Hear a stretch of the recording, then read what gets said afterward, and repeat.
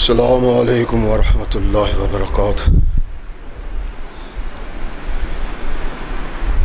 الحمد للہ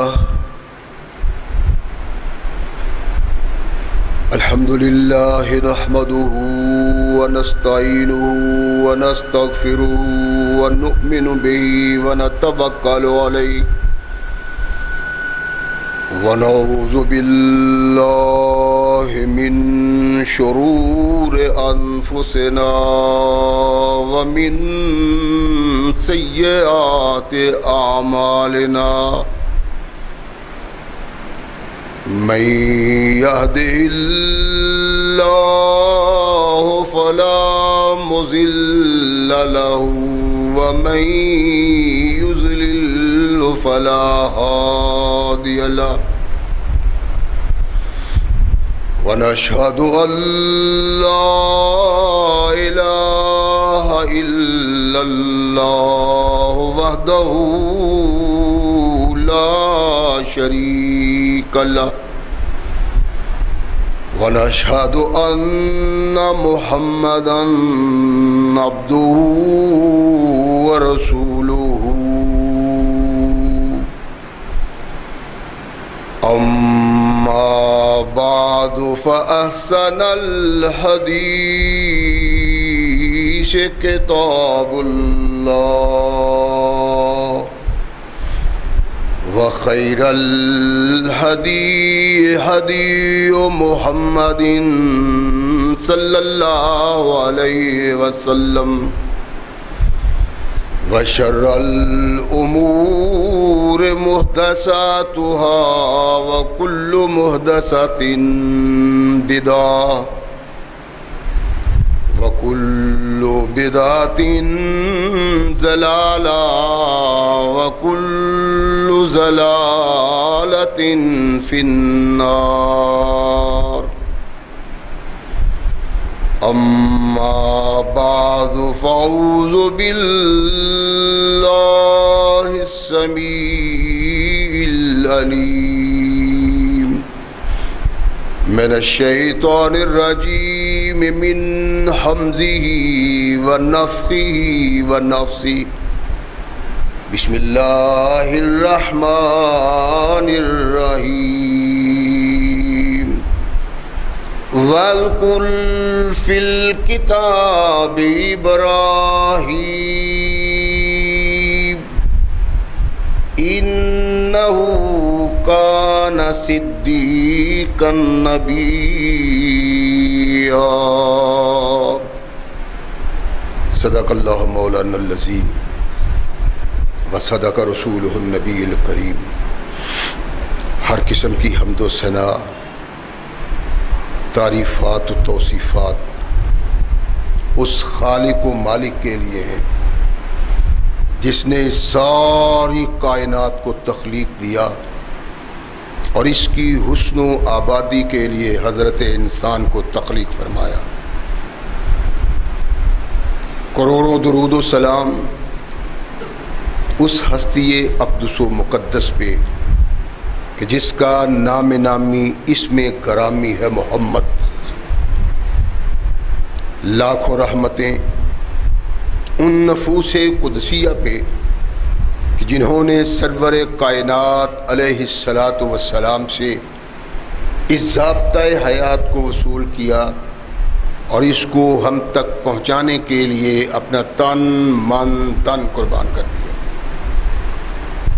اللہ کی یہ بہت بڑی کرم نوازی ہے کہ اس نے اس ضابطۂ حیات کو ہم تک پہنچانے کے لیے ایسے مضبوط ذرائع اور اسباب استعمال فرمائے کہ ان کی موجودگی میں ہم ببانگے دھول کہہ سکتے ہیں کہ یہ ضابطۂ حیات جو آج قرآن کی صورت میں ہمارے ہاتھوں میں موجود ہے، یہ وہی ضابطۂ حیات ہے جو آج سے کم و بیش 1400 سال پہلے نبی کائنات اور رسول ثقلین حضرت محمد رسول اللہ صلی اللہ علیہ وآلہ وسلم پہ انسانوں کی رشد و ہدایت کے لیے نازل ہوا۔ اللہ کی اس کرم نوازی پہ ہم جس قدر بھی اس کا شکریہ ادا کریں کما حق ہو اس کا شکریہ ادا نہیں ہوتا، اس لیے کہ یہ ضابطۂ حیات وہ دستور المتقی ہے کہ اگر انسان اس سے تعلق پیدا کر لے تو یہ قرآن اس کی دنیاوی زندگی میں ایک عظیم انقلاب پیدا کر دیتا ہے، اور اگر اس کو اپنے جسم و روح پہ جاری و طاری کر لیا جائے تو یہی وہ واحد ضابطۂ حیات ہے جو انسان کو دنیا کے ساتھ ساتھ عاقبت کی کامیابی کی ضمانت بھی دیتا ہے۔ مگر صدحیف ایسے ضابطۂ حیات کی موجودگی کے باوجود آج ہم اس تختہ عرض پہ اتنے بد نصیب ہیں کہ شاید کوئی دوسری قوم اتنی بد نصیب نہ ہو۔ اس کا سبب کیا ہے؟ وہی جو عام قوموں کی تباہی کا سبب ہے کہ وہ بنیادی اسباب کو بھول جاتے ہیں، بنیادی تصورات کو پس پش ڈال دیتے ہیں، جو ان کی تحریک کی بنیاد ہوتی ہے وہ اسے بھول جاتے ہیں۔ کوئی قوم کائنات میں تباہ نہیں ہوئی جب تک وہ اپنی اصل سے جدا نہیں ہوئی۔ آج جس پریشانی کا ہم شکار ہیں اس کا واحد سبب یہ ہے کہ ہم اپنی اصل سے ناآشنا ہو گئے۔ اللہ نے انسان کو دنیا میں بھیجنے کے ساتھ ہی اس کی رہنمائی کے اسباب بھی مہیا کیے۔ ان کا تعلق جو ان کے اللہ سے ہونا چاہیے تھا، مقصود اللہ کا یہ تھا کہ یہ کبھی نہ ٹوٹے۔ اس کے لیے اللہ نے انسانوں سے کچھ لوگوں کو مخصوص کیا، منتخب کیا کہ وہ لوگوں کی رہنمائی کریں، انہیں اس دنیا میں کس طرح زندگی بسر کرنا ہے، دنیا میں آنے کا سبب کیا ہے، اور دنیا میں رہ کے کس طرح اپنے اللہ کی رضا کو حاصل کرنا ہے۔ لمبا انبیاء کا سلسلہ ہے، جو بھی آیا اس نے انسانوں کو اللہ کے ساتھ ملانے کے لیے توحید کا درس دیا کہ اللہ ایک واحد شخصیت اور ذات ہے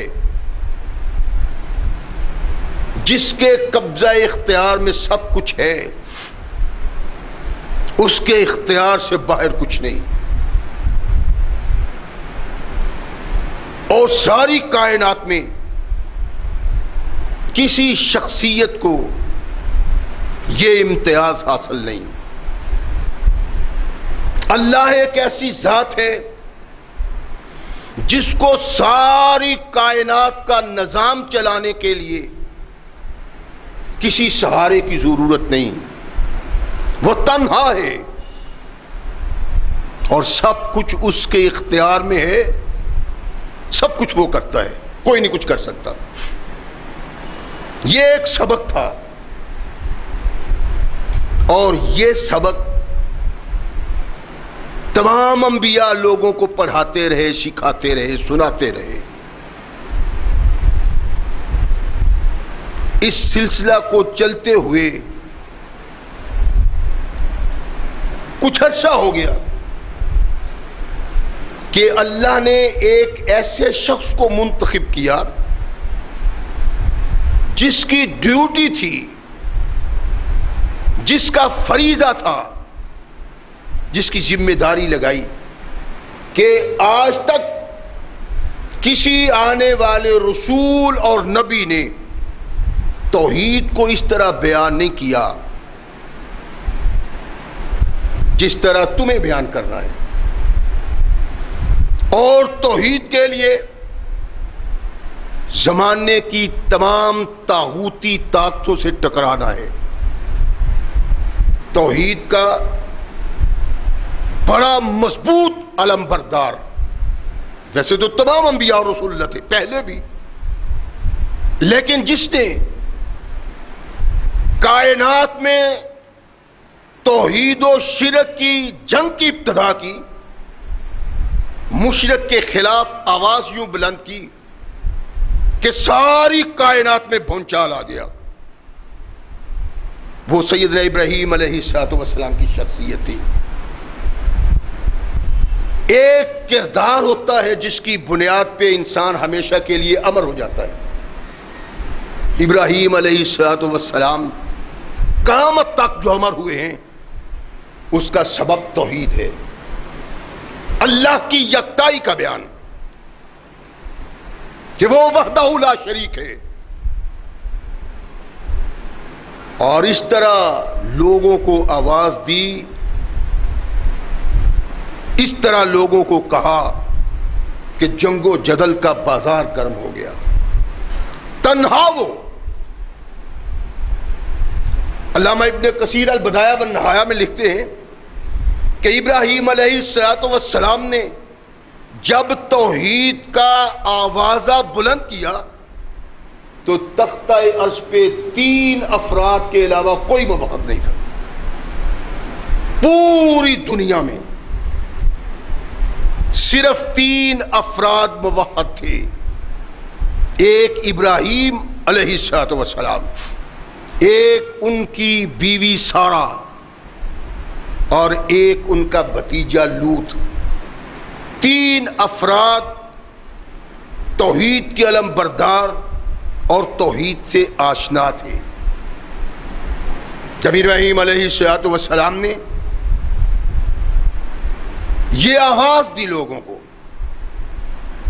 آشنا کروانے کی کوشش کی، ویسے تو ابتدا سے ہی ان کی شخصیت انسانوں کے لیے رہنمائی کا بنیادی کردار رہی۔ کوئی بھی شخصیت ہو، ایک اچھی باوقار مشرف شخصیت، تو ہر آدمی اس سے تعلق کا اظہار کرتا ہے۔ ابراہیم علیہ السلام وہ شخصیت ہیں کہ ہر آسمانی مذہب سے تعلق رکھنے والا انسان ان سے اپنا تعلق جوڑتا ہے، اپنا رابطہ بیان کرتا ہے اور کہتا ہے یہ میرا ہے۔ ابراہیم علیہ السلام ایک ایسی شخصیت ہیں کہ ہر ایک نے کہا میرا، لیکن اللہ نے اس بات کا اظہار کیا کہ ابراہیم کسی کا نہیں، وہ صرف ان لوگوں کا ہے جو ابراہیم کا کردار رکھتے ہیں۔ قرآن آیا، محمد رسول اللہ صلی اللہ علیہ وسلم نے لوگوں کو توحید کی طرف بلایا، ایھا الناس قولوا لا الہ الا اللہ۔ آگ لگ گئی معاشرہ میں، لوگ مشتعل ہوئے، اللہ کے نبی محمد رسول اللہ صلی اللہ علیہ وسلم اس سوچ اور فکر کو بیان کرتے چلے جا رہے ہیں کہ اللہ ایک ہے، اور اس طرح کہ کائنات میں کسی دوسری شخصیت کا تصور نہیں۔ توحید ہے ہی ایسی کہ مشرک اس کو برداشت نہیں کرتا۔ غلغلہ ہوا، بت پرست آپے سے باہر ہوئے، ان کے ساتھ ساتھ آسمانی مذہب سے تعلق رکھنے والے مشرک بھی مشتل ہیں. جہاں کائنات کے آقا محمد رسول اللہ لوگوں کو توحید کی دعوت دیتے ہیں اور ان کو بلاتے ہیں اور اللہ کی طرف، یہاں فلاح اور کامیابی ہے، وہاں نبی کائنات محمد رسول اللہ صلی اللہ علیہ وسلم کے مد مقابل اہل کتاب بھی لوگ ہیں. وَقَالُوا كُونُوا هُودًا أَوْ نَصَارَىٰ تَهْتَدُوا. کسی نئے دین کی ضرورت نہیں، کسی نئے کار کی ضرورت نہیں. یہودی بن جاؤ، تمہاری کامیابی ہی کامیابی ہے، تم ہدایت پا جاؤ گے. دوسری طرف سے آواز آتی ہے عیسائی بن جاؤ، تم ہدایت پا جاؤ گے. قرآن آیا قل بل ملت ابراہیم حنیفہ، فرمایا نہیں، نہ یہودی نہ عیسائی نہ کوئی دوسرا نہ تیسرا، ایک شخصیت کا دین، ایک شخصیت کی ملت سے تعلق رکھنا کامیابی کی ضمانت ہے. قطعاً یہ بات نہیں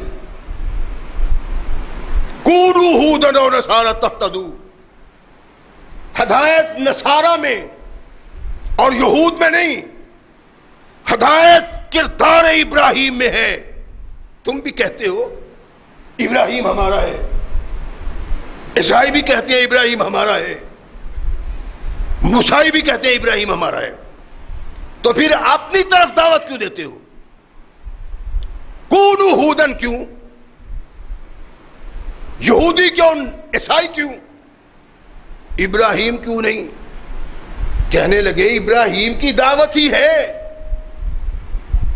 اور ابراہیم ہمارے ہی مذہب سے تعلق رکھتا تھا. یہود کہتے ہیں ہمارا، نصارہ کہتے ہیں ہمارا. اللہ کہتے ہیں کہ نہیں، اپنی کتاب کو چھوڑو، اپنے نظریات کو چھوڑو، ابراہیم کی ذات میں نگاہ ڈالو. جو کردار ابراہیم کا ہے اگر تمہارا ہے تو پھر ابراہیم تمہارا، اگر تمہارا نہیں تو اس طرف دیکھو جس کا کردار ابراہیم کا کردار ہے، جس کے لیل و نہار ابراہیم کے لیل و نہار ہیں، کہ ابراہیم اس کا اور وہ ابراہیم کا. یا اہل الکتاب، اللہ قرآن میں کہتے ہیں کہ اے اہل کتاب، ہمارے ساتھ تمہاری لڑائی کیا ہے؟ اور ابراہیم کے سلسلے میں ہم سے کیوں جھگڑتے ہو؟ ابراہیم اللہ کا محبوب و مقبول انسان ہے، تم ہم سے جھگڑا کرتے ہو یہودی ہے، جھگڑا کرتے ہو عیسائی ہے. لما تجادلون فی ابراہیم، ابراہیم کے سلسلے میں جھگڑے کی ضرورت کیا ہے؟ ابراہیم یہودی تھا کہ نہیں؟ یہ کیسے ہو سکتا ہے؟ اور یہودی وہ ہے جو تورات سے متعلق ہے، عیسائی وہ ہے جو انجیل سے متعلق ہے. وما انزلت التوراۃ والانجیل الا من بعدہ افلا تعقلون. اور ابراہیم کے سینکڑوں سال بعد تورات نازل ہوتی ہے، انجیل نازل ہوتی ہے. بیوقوفو، عقل نہیں تمہیں؟ سینکڑوں سال جو چیز بعد میں پیدا ہوتی ہے، سینکڑوں سال پہلے پیدا ہونے والا اس سے کیسے متعلق ہو سکتا ہے؟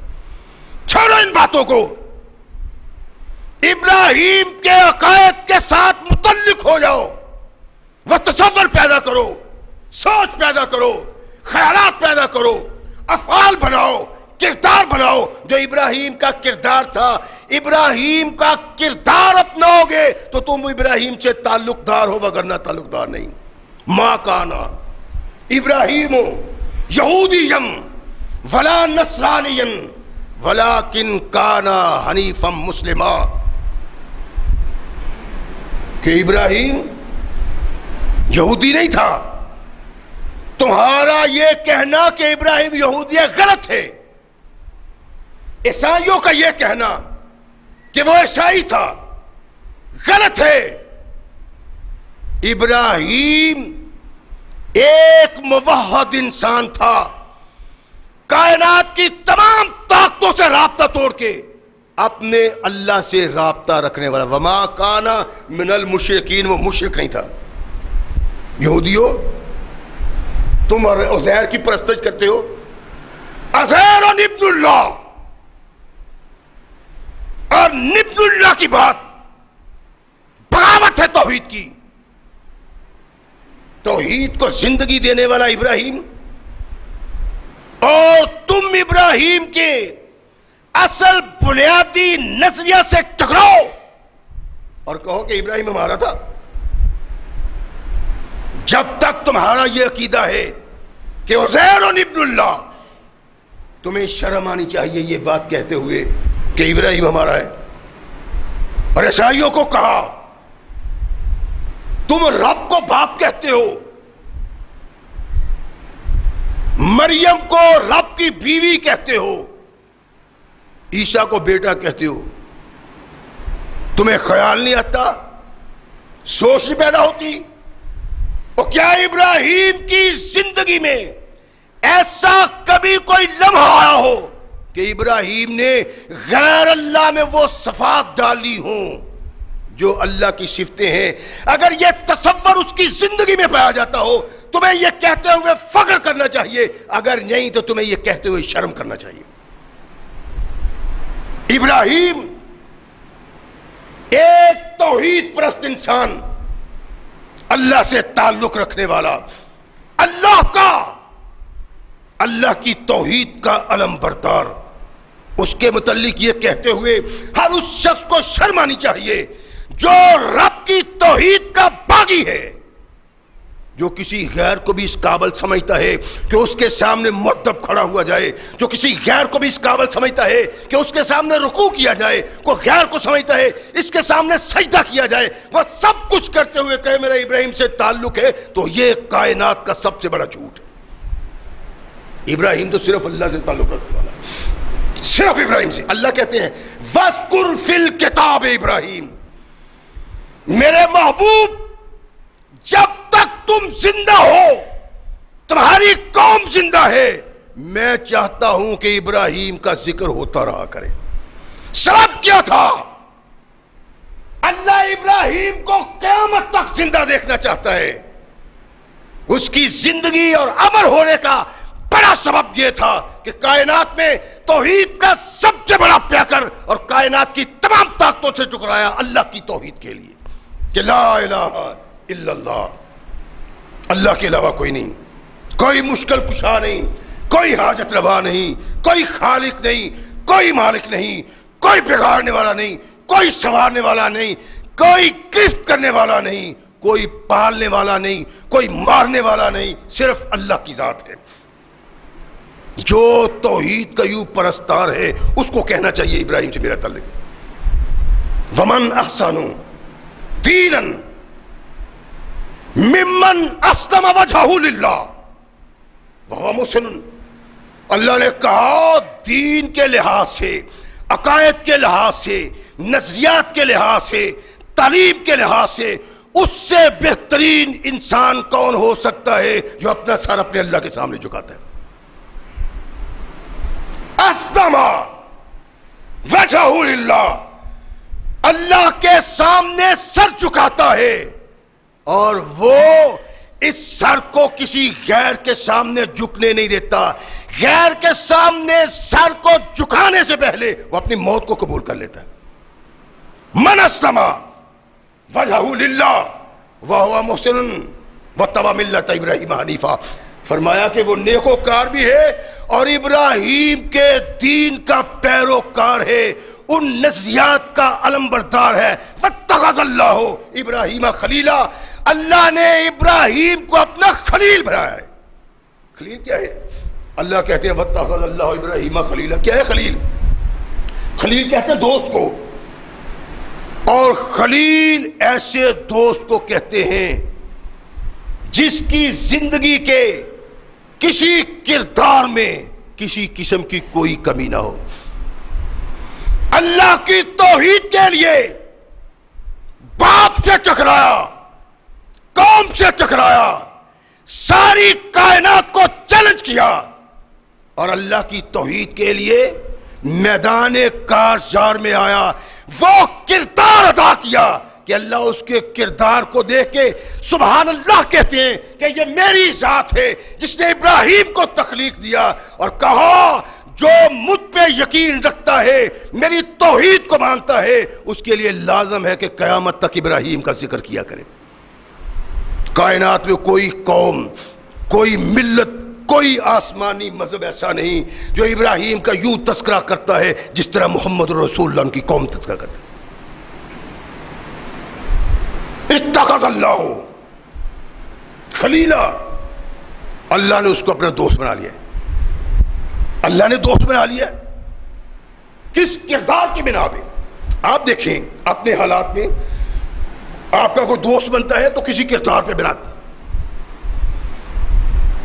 کوئی اس کی ادا اچھی, کوئی اس کا کام اچھا, کوئی اس کا کردار اچھا, اور کوئی لوگوں کے لیے اچھائی اور بھلائی کے لیے میدان میں آتا ہے. یہ کردار انسان کو محبوب و مقبول بناتا ہے. اللہ فرماتے ہیں اللہ نے ابراہیم کو خلیل بنایا ہے.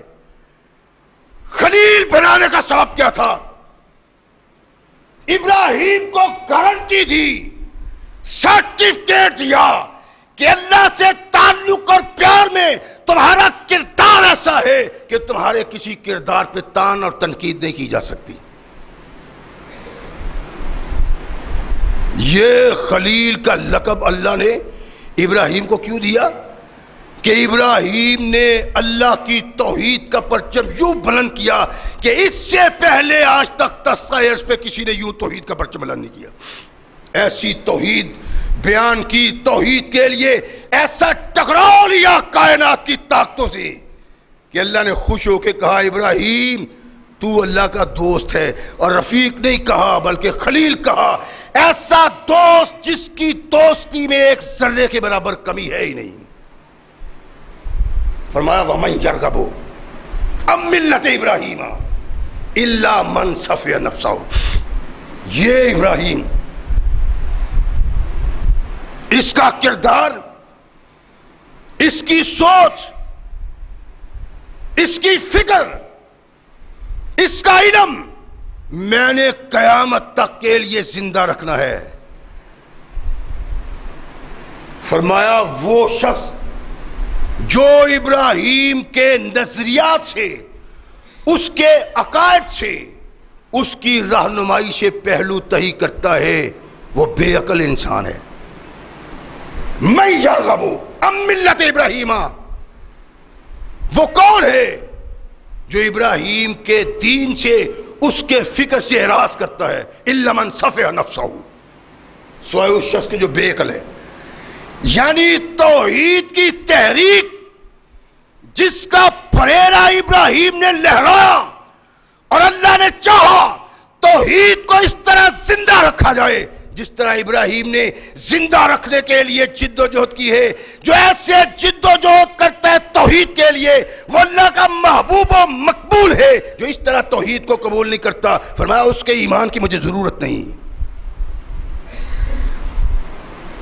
توحید بھی ہے, نرمی بھی ہے, یہ اللہ کا کام ہے, فلاں بھی کر سکتا ہے, یہ اللہ کرتا ہے, فلاں بھی کرتا ہے. اللہ مشکل کشا ہے, مشکل کشائی فلاں بھی کر سکتا ہے. اللہ حاجت روا ہے, حاجت روائی فلاں بھی کر سکتا ہے. فرمایا جب تک تمہارے دل میں یہ تصور موجود ہے ملت ابراہیم کے باغی ہو, اور ابراہیم خلیل اس لیے تھا کہ اس نے توحید کو اس طرح سینے سے لگایا, اس طرح پھیلایا کہ ایسی توحید اور ایسی توحید کو لے کے آگے بڑھنا اللہ کی مقبولیت کی دلیل اور سبب ہے. جو اس سے ہٹ کے کرتا ہے توحید کو قبول, اللہ کو ہی قبول نہیں. یعنی اللہ کو ماننا کوئی بات نہیں. اللہ کہتے ہیں کہ آدمی کہتا اللہ تو ہی سب کچھ ہے، اور ساتھ کہتا ہے کہ جو اللہ کرتا ہے وہ بھی کر سکتا ہے۔ یہ تصور نہیں توحید میں۔ اللہ کے نبی علیہ السلام تشریف فرمائے، کسی نے کہہ دیا ما شاء اللہ و شاء محمد صلی اللہ علیہ وسلم، فرمایا اجعلتنی ندا، تو نے مجھے اللہ کا شریک بنا دیا ہے۔ لا تقولوا ما شاء اللہ و شاء محمد بل تقولوا ما شاء اللہ وحدہ۔ زمین پہ توحید ابراہیم نے جس طرح پھیلائی اور پیغام توحید کا دیا وہ کمال کا تھا، اس کے بعد اس کمال کا پیغام اگر نے توحید کا کسی دیا ہے تو وہ محمد رسول اللہ کی ذات ہے۔ ابراہیم علیہ السلام آواز دیتے ہیں لوگوں کو، توحید کی دعوت دیتے ہیں۔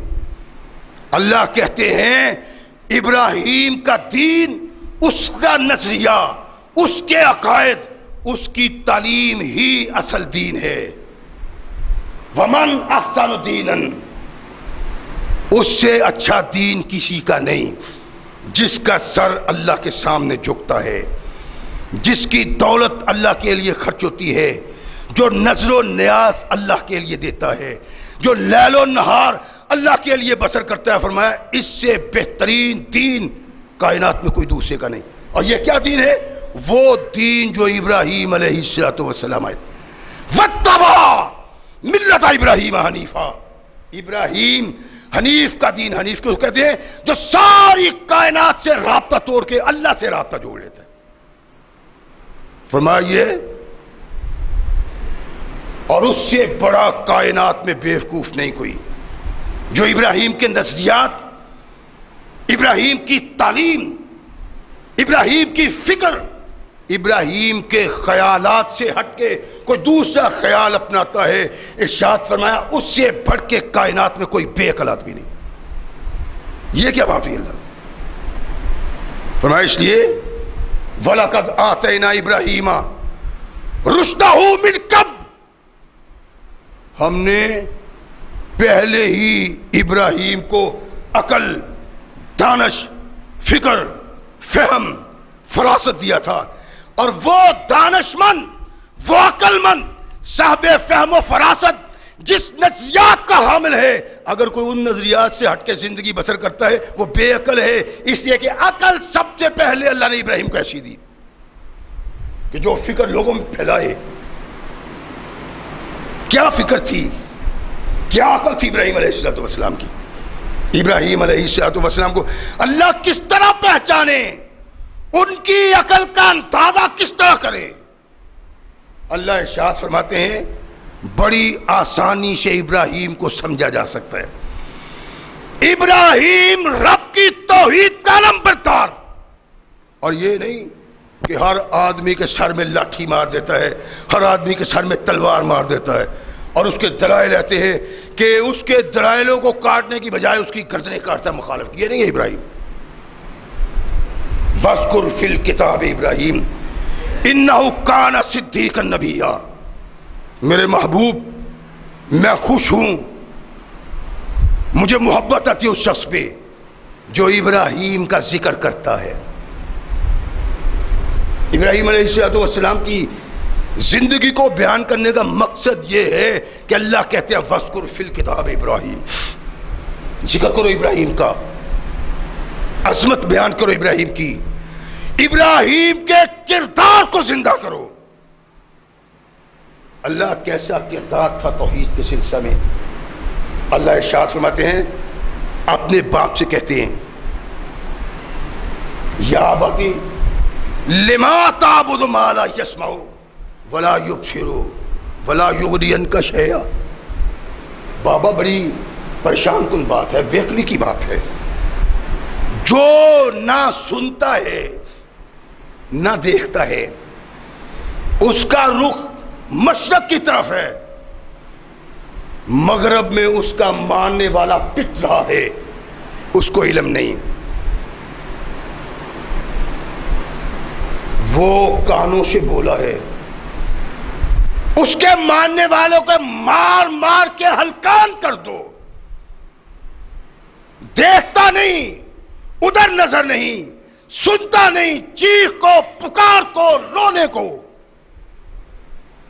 ولا یغنی عنک شیئا، اور اگر تو مدد مانگے، اگر تو چاہے اس سے مدد حاصل کرنا، لا یغنی، وہ تیرے کام نہیں آتا. لا یغنی عنک شیئا، تیرے کسی کام نہیں آتا. بابا اس کو پکارنا، اس کو معبود ماننا، اس کو پیر ماننا، اس کو مشکل کشا اور حاجت روا ماننا بیکار. نہ سنتا، نہ دیکھتا، نہ کسی کام آ سکتا. دو آواز اس کو، تیری آواز سنتا ہی نہیں، تجھے دیکھتا ہی نہیں، تیرے کس کام آ سکتا ہے؟ جس کو مشکل کشا سمجھتے ہو، جس کو حاجت روا سمجھتے ہو، جس کو مالک و مختار سمجھتے ہو، کسی کام کا نہیں.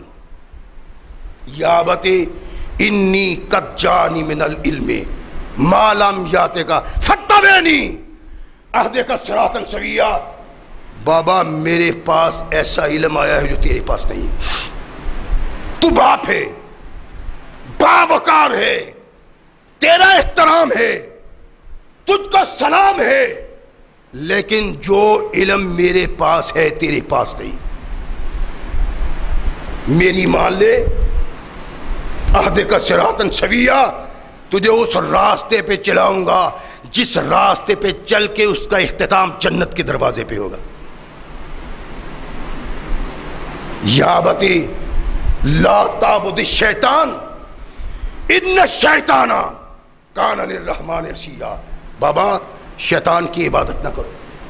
آدم سے لے کر آج تک کوئی انسان شیطان کی عبادت نہیں کرتا.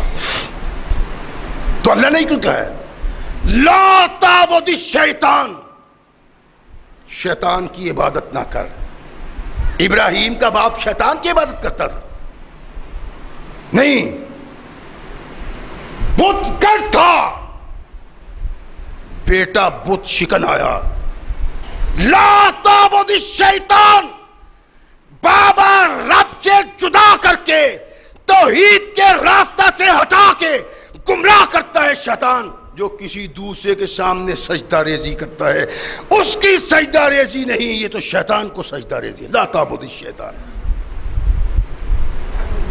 شیطان کہ کان للرحمن عصیا، رحمان کا نافرمان. بابا اللہ کے نبی نے، ابراہیم نے اللہ کے اس نام کو استعمال کیا جو نام انسانی کردار میں ایک بنیادی حیثیت رکھتا ہے. ان الشیطان کان للرحمن عصیا، رحمان کا نافرمان ہے. رحمان کس کو کہتے ہیں؟ رحم کرنے والا. تو وہ رحیم میں لفظ استعمال کر سکتے تھے ابراہیم کہ وہ رحیم کا نافرمان ہے. رحیم کا لفظ استعمال کیا. لا تعبد الشیطان ان الشیطان کان للرحمن عصیا، وہ رحمان کا نافرمان ہے. رحمان کس کو کہتے ہیں؟ رحم کرنے والے کو. رحیم کس کو کہتے ہیں؟ رحم کرنے والے کو. ابراہیم علیہ السلام نے رحمان کا لفظ کیوں استعمال کیا ہے؟ رحمان کا مطلب ہے وہ رحم کرنے والا جو بغیر رحم کی اپیل کیے رحم کرے. انسان کی تخلیق سے پہلے انسان کے لیے جو ضروری تھا اللہ نے اس کے لیے پیدا کیا. اللہ کو علم تھا پانی کے بغیر زندہ نہیں رہ سکتا. اللہ کو علم تھا اناج کے بغیر زندہ نہیں رہ سکتا. اللہ کو علم تھا ہوا کے بغیر زندہ نہیں رہتا.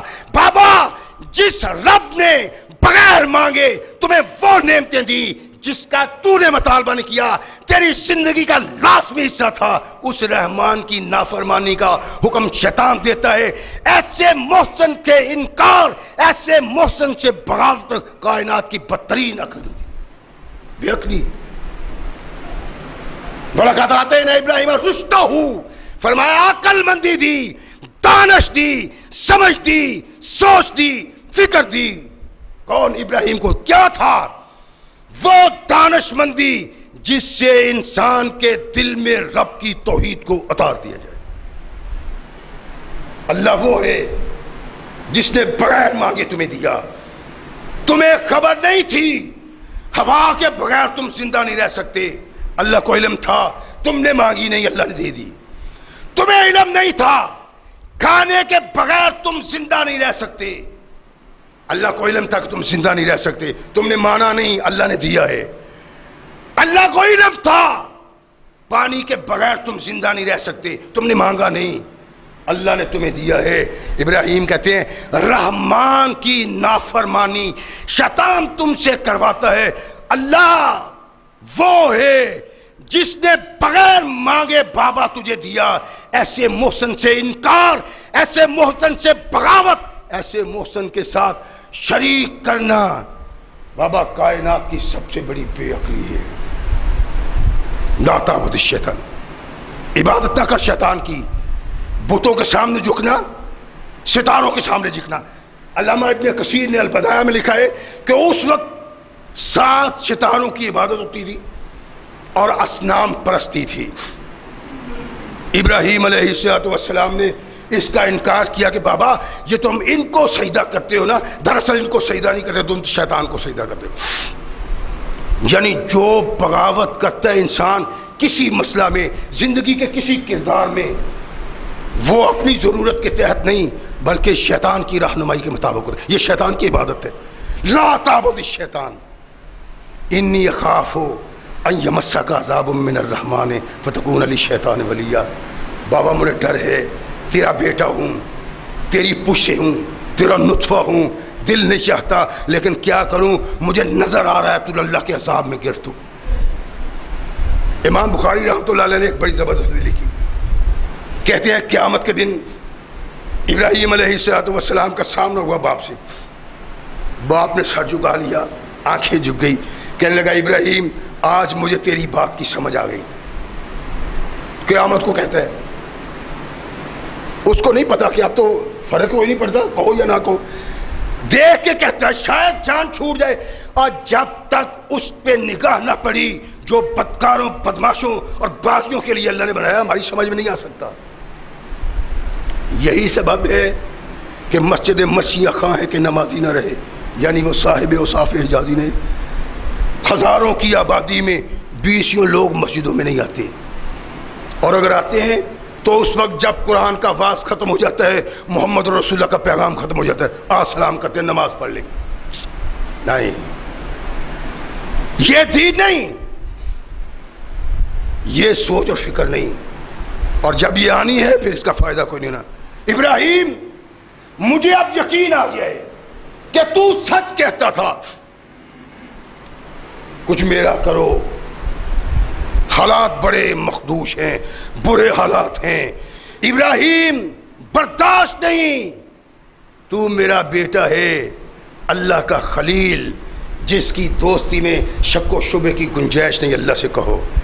اللہ کے نبی محمد رسول اللہ صلی اللہ علیہ وسلم ارشاد فرماتے ہیں کہ ابراہیم کا دل بھیگ گیا، باپ تھا، یہ بیٹا تھا، اللہ تو نے مجھے کہا تھا کہ قیامت کو ابراہیم تجھے ذلیل نہیں کروں گا، میرا بابا اگر عذاب کی اس کیفیت میں ہو اور پھر اس کا مقام جہنم ہو، اللہ یہ میری بے عزتی ہے۔ فرمایا ابراہیم اپنے پاؤں کی طرف دیکھو، ابراہیم نے نیچے دیکھا، آگ بھڑکتی ہوئی دیکھی، فرمایا ابراہیم یہ آگ میں نے ہر کافر کے لیے تیار کی ہے، خواہ وہ کوئی کافر ہو، نبی کا بیٹا ہو، نبی کا باپ ہو یا کوئی غیر ہو، کافر کے لیے جنت حرام کر دی۔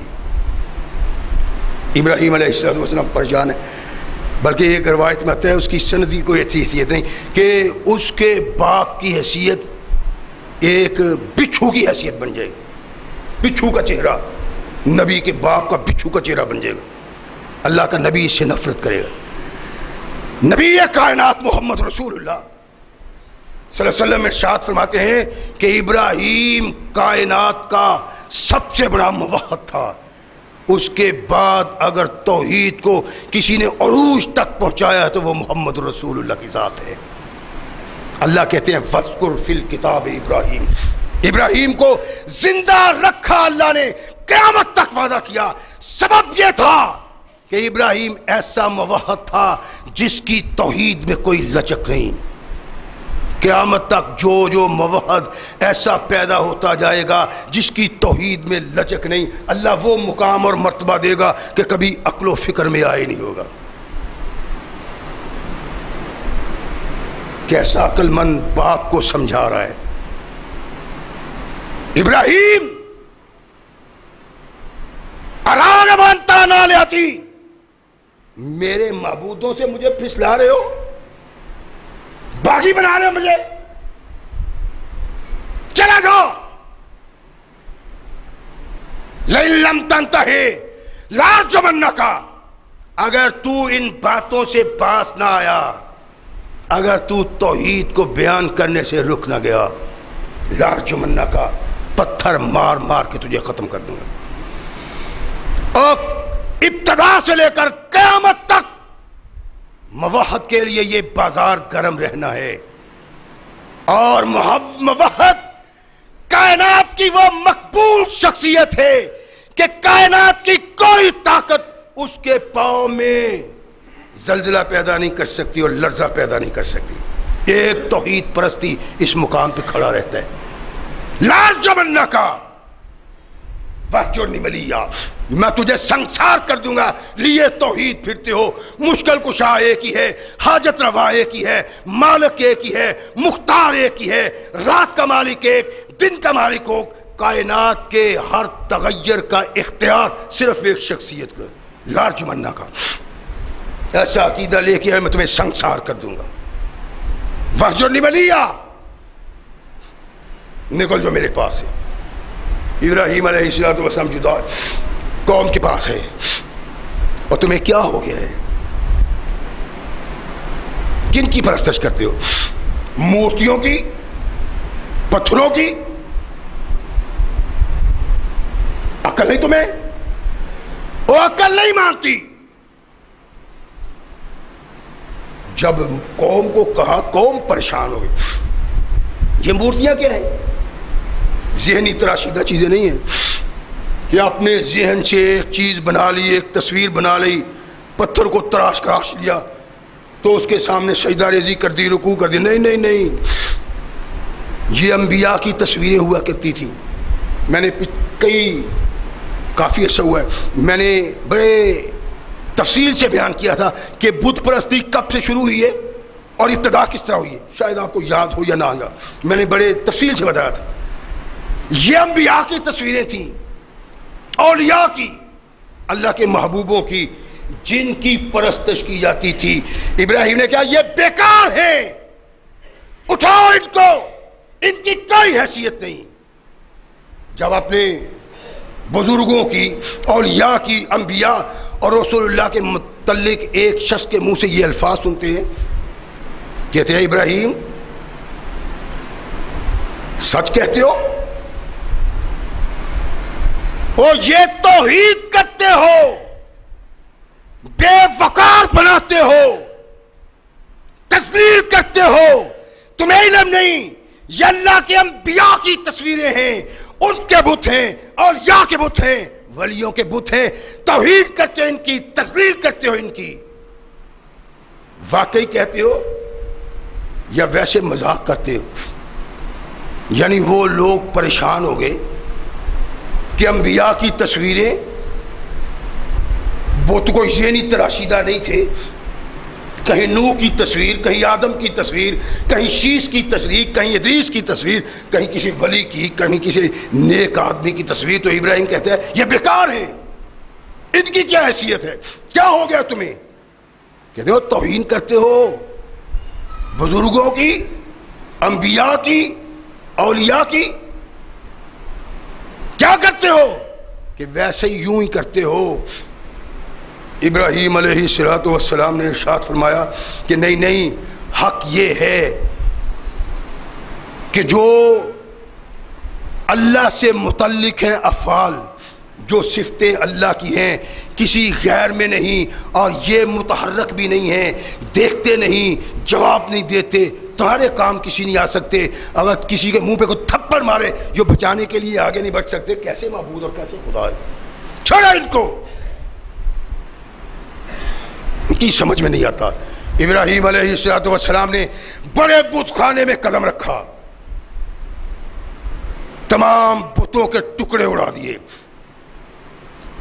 بت خانے کو تباہ برباد کر کے اپنے گھر آ گئے۔ ابراہیم علیہ السلام آرام سے سوئے، آئے ابراہیم سے سوال کیا، ابراہیم علیہ السلام نے جواب دیا، توڑ کے تباہ و برباد کر دیا۔ قرآن کہتا ہے اے عیسائیو تم کہتے ہو کہ ابراہیم عیسائی تھا، یہودیو تم کہتے ہو ابراہیم یہودی تھا، کیا تمہارا کردار بھی ہے؟ اور تمہارے گھروں میں عزیر کی پرستش ہوتی ہے، مریم کی پرستش ہوتی ہے، عیسیٰ کی پرستش ہوتی ہے، اور غیر اللہ کی پرستش کرتے ہو۔ تمہارا کردار ابراہیم کا ہے؟ ابراہیم نے غیر اللہ کو پامال کر دیا، ٹکڑے ٹکڑے کر دیا، تمہارا کردار ایسا ہے؟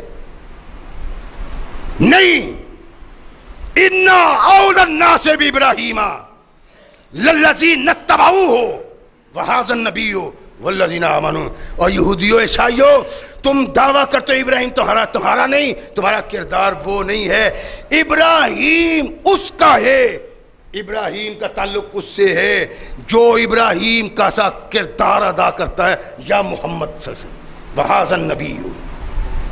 ابراہیم کا قریبی رشتہ دار، خونی بھی، عقیدہ کے لحاظ سے بھی محمد ہے۔ کیسا عقیدہ؟ ابراہیم نے بابل کا سب سے بڑا بت کدا اپنے پاؤں کے نیچے پامال کیا، اور کائنات کے آقا محمد رسول اللہ صلی اللہ علیہ وسلم نے بھی وہ بھی کردار ادا کیا ہے۔ علی المرتضیٰ کو رات کی تاریکی میں ساتھ لیا، فرمایا ہو میرے ساتھ، گئے بت خانہ میں گئے، مکہ کے بتوں کے ٹکڑے اڑا دیے، پاش پاش کر دیا، چکنا چور کر دیا، اور تاریکی میں ہی واپس آ گئے۔ جو کردار ابراہیم نے کیا تھا وہ کردار محمد رسول اللہ نے کیا۔ اللہ نے کہا اِنَّ أَوْلَى النَّاسِ بِإِبْرَاهِيمَ لَلَّذِينَ اتَّبَعُوهُ وَهَٰذَا النَّبِيُّ۔ ابراہیم کے قریب رہنے والا، ابراہیم کا رشتہ دار، ابراہیم کا تعلق رکھنے والا وہ لوگ تھے جنہوں نے اس کی اتباع کی، یا محمد ہیں۔ کعبۃ اللہ میں داخل ہوئے، نصف النہار پہ سورج ہے، بت پڑے ہوئے ہیں، اللہ کے نبی نے بتوں کو چھڑیوں کے ساتھ نیچے گرایا اور کہا جال حق کو وزحق الباطل ان الباطل کان زہوقا۔ میرے آقا کی چھڑی چل رہی تھی، بت زمین پہ گر رہے تھے کہ ایک بت کو جا کے لگی، کسی نے کہا بابا یا آقا ھذا ابوک ابراہیم، جس بت پہ آپ نے چھڑی چلائی ہے، لاٹھی چلائی ہے، یہ منہ کے بل زمین پہ گر گیا ہے، آپ کو نہیں پتا یہ آپ کے بابا ابراہیم کا بت ہے۔ اللہ کے نبی نے ارشاد فرمایا کہ اگر میرا باپ ابراہیم یہاں ہوتا تو جو حال میں نے اس بت کا کیا ہے وہی میرا باپ اس بت کا حال کرتا، توڑ پھوڑ کے تباہ کر دیا۔ اتعبدون ما تنحتون واللہ خلقکم وما تعملون۔ ابراہیم نے کیا کہا تھا؟ وہ اپنے ہاتھوں سے بناؤ اور ان کی عبادت کرو، اتعبدون ما تنحتون۔ اور یہ تمہارے مشکل کشا ہے، یہ تمہارے حاجت روا ہیں۔ تھوڑی سی اشارتاً ایک نقطہ سمجھ میں آ گیا تو بات بن گئی، نہ تو نہ صحیح۔ اور یہ تمہارے مشکل کشا ہے، یہ تمہارے حاجت روا ہے، یہ تمہارے خالق و مالک ہیں، یہ تو اپنے وجود کے پیدا ہونے میں تمہارے محتاج تھے، تمہارے ہاتھوں نے ان کو تراشا، اپنے بننے میں، اپنے تخلیق پانے میں یہ تمہارے محتاج تھے۔ رنگ و روغن کر کے ان کو خوبصورت بنا کے یوں کھڑا کر دیا ہے۔ بت بنانا، خوبصورت بنا کے سامنے رکھنا، جھکتے ہو، ان کی خوبصورتی، ان کی تخلیق تو تمہاری محتاج تھی۔ تمہاری محتاج جس کی تخلیق تھی وہ تخلیق پا گیا تو اب مشکل کشا بن گیا ہے۔ ابراہیم علیہ السلام نے تلوار نہیں چلائی، اتعبدون ما تنحتون، اور یار یہ تو پیدا ہی نہیں ہو سکتے تھے اگر تم نہ ہوتے، یہ بن ہی نہیں سکتے تھے جن کو اپنے ہاتھوں سے تم نے بنایا ہے. اتعبدون واللہ خلقکم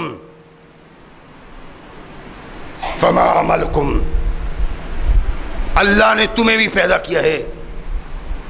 وما تعملون، اور جو تم یہ بناتے ہو، نوح کی تصویر، شیش کی تصویر، ادریس کی تصویر، آدم کی تصویر، دوسرے اولیاء اللہ کی تصویر، یہ بننے میں تمہاری محتاج تھی. بن کے محتاج، بن کے حاجت روا بن گئی ہے. تمہاری عقل کہاں گئی ہے؟ اللہ فرماتے ہیں لقد آتینا ابراہیم رشدہ، عقل ہم نے ابراہیم کو دی.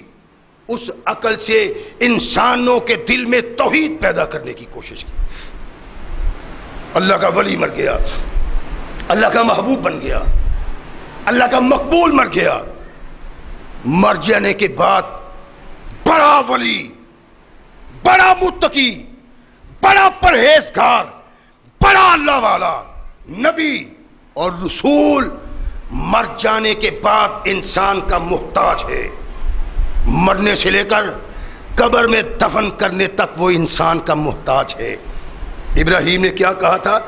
بن کے سنور کے بیٹھ گئے تو جو تمہارے محتاج تھے بننے کے بعد وہ تمہاری حاجت روا بن گئے.